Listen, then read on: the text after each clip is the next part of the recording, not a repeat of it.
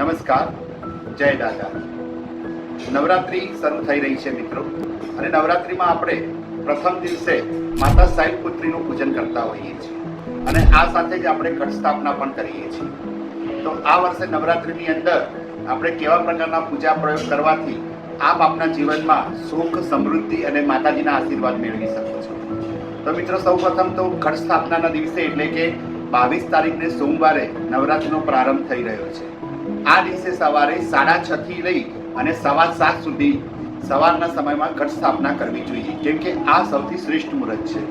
તો આ દિવસે સવારે એક માટીનો કળશ અથવા માટીની માટલી લઈ અને એની અંદર થોડું ગંગાજળ, શુદ્ધ જળ, સોપારી, સિક્કો કોઈ પણ 5 રૂપિયાનો કે 1 રૂપિયાનો, એક ફૂલ, થોડી ધરો અને તુલસીપાન આ મૂકી અને તેની આજુબાજુ આસોપાલવના કે આંબાના 5 પત્તા મૂકવા જોઈએ. તેની ઉપર એક આખું છોલ્યા વગરનું શ્રીફળ મૂકવાનું છે. કળશ અને શ્રીફળ બંનેને નારાસાડી બાંધી અને સ્વસ્તિકનો જે છે સ્વસ્તિક બનાવી 5 ચાંદલા કરવાના છે. નીચેના ભાગમાં જાર મૂકવાની છે. જાર મૂકી અને તેના ઉપર આ કળશ મૂકવાનો છે. ત્યારબાદ એની બાજુમાં થોડાક ચોખા મૂકી અને અખંડ દીવો આપણે પ્રગટાવવાનો છે.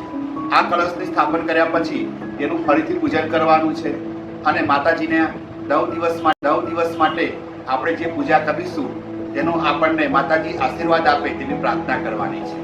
આ રીતે પૂજા પ્રયોગ પ્રારંભ કર્યા પછી આપણા કોઈ ગુરુ આપણને કોઈ મંત્ર આપ્યો હોય તો એ મંત્ર અથવા પછી માતાજીના મંત્રનું અનુષ્ઠાન શરૂ કરવું જોઈએ. આ અનુષ્ઠાનમાં 1.25 લાખ, 51,000 કે 21,000 આપણી યથાશક્તિ અનુસાર 9 દિવસમાં જેટલા જપ થઈ શકે તેટલા જપનો સંકલ્પ લેવો જોઈએ, અને તેને 9 વડે ભાગી અને આપ કેટલા મંત્રો કરી શકશો, કેટલી માળા કરી શકશો એ નક્કી કરી અને દરરોજ કેટલી માળા તમારે કરવી જોઈએ.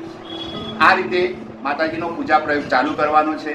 મિત્રો, આ વર્ષે નવરાત્રિ જે છે એ 9 દિવસની જગ્યાએ 10 દિવસ છે, કેમ કે ત્રીજનું નોરતું વધે છે. તો આથી આ વખતે આ પ્રયોગ આપણે 10 દિવસ કરીશું અને 10 દિવસ માતાજીની આરાધના કરીશું. જય દાદા.